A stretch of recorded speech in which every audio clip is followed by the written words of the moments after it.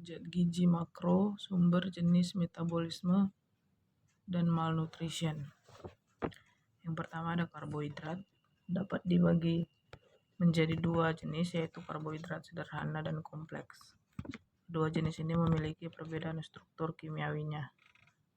Karbohidrat sederhana mengandung gula dasar yang mudah dicerna dan diserap tubuh. Karbohidrat kompleks memiliki susunan gula yang lebih panjang sehingga membutuhkan waktu yang lebih lama untuk mencerna tubuh. Jenis-jenis karbohidrat. Yang pertama ada pati, jenis karbohidrat yang berasal dari tanaman, biji-bijian, sayuran, dan kacang-kacangan, makanan bertepung, mie, dan roti.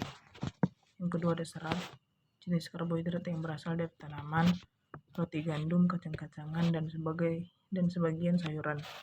Yang dimakan bersama kulitnya dikenal sebagai sumber serat yang baik. Yang ketiga ada gula. Tidak semua karbohidrat mengandung gula, tetapi semua karbohidrat adalah gula. Gula bisa diperoleh secara alami dari berbagai jenis makanan seperti buah-buahan atau fruktosa, susu lakrosa, dan gula pasir sukrosa. Proses metabolisme karbohidrat mencakup penguraian atau katabolisme, sintetis atau anabolisme, dan perubahan bentuk karbohidrat yaitu glukosa akan diurai menjadi senyawa gula sederhana yaitu monokasarida. Saat makanan dicerna dalam tubuh, karbohidrat akan melalui proses hidrolisis yaitu penguraian menggunakan bantuan udara. Pencernaan karbohidrat tersebut terjadi dengan cara mengurai senyawa kompleks polisakarida menjadi senyawa sederhana monosakarida. Ketika makanan dikunyah di dalam mulut, makanan akan bercampur dengan air liur yang mengandung enzim tialin yang akan menghidrolisis pati sebuah maltosa dan gugus-gugus glukosa kecil yang terbentuk dari 3-9 gugus glukosa. Setelah makanan tersebut ditelan dan masuk ke dalam lambung, makanan tersebut akan bercampur dengan zat yang akan disekresi lambung. Kemudian makanan tersebut akan masuk ke dalam duodendum dan bercampur dengan getah pankreas.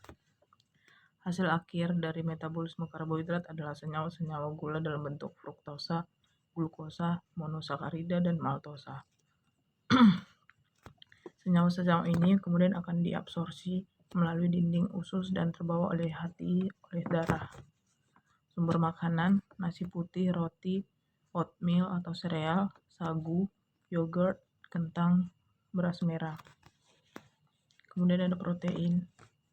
Senyawa penting yang memiliki banyak kegunaan fungsi protein yaitu untuk menghasilkan enzim dan hormon, memperbaiki sel, meningkatkan kekebalan tubuh.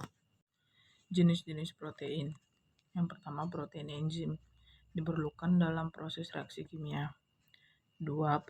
Protein struktural, diperlukan untuk mempertahankan dan membangun konstruksi tubuh di tingkat sel. Yang ketiga ada protein hormon, bertugas untuk mengatur tindakan dan fungsi hormon dalam tubuh. Yang keempat ada protein antibodi, berguna untuk mengikat partikel asing seperti virus dan bakteri, serta untuk melindungi tubuh. Yang kelima, protein transport, fungsinya untuk mengikat dan membawa atom serta molekul kecil di dalam sel dan ke seluruh tubuh. Yang keenam, protein pengikat, bertugas untuk menyimpan asam amino dan ion logam dalam tubuh. Protein ini juga berguna sebagai cadangan makanan yang menghasilkan energi jika dibutuhkan tubuh.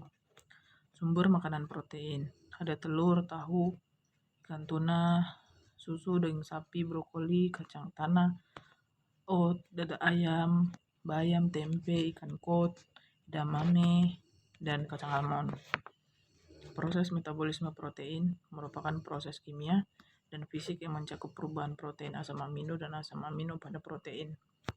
Asam amino yang tersebar melewati darah dan masuk ke dalam jaringan tubuh akan disintesis kembali menjadi protein. Pada metabolisme, asam amino akan membuat gugus amino, kemudian mengubah kerangka karbon dalam molekul asam amino. Protein adalah produk yang dihasilkan oleh ekspresi informasi genetik, merupakan polimer asam amino yang terikat satu sama lain dalam sel hidup. Kemudian ada lemak, senyawa kimia tidak larut air yang disusun oleh unsur karbon, hidrogen, dan oksigen. Untuk melarutkan lemak dibutuhkan pelarut khusus seperti ether, styrofoam, dan benzen.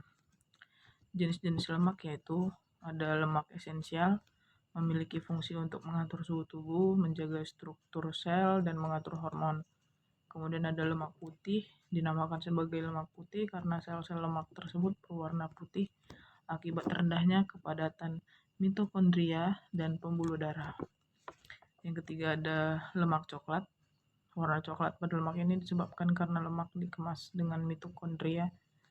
Lemak coklat memiliki kemampuan untuk membakar kalori dari lemak putih.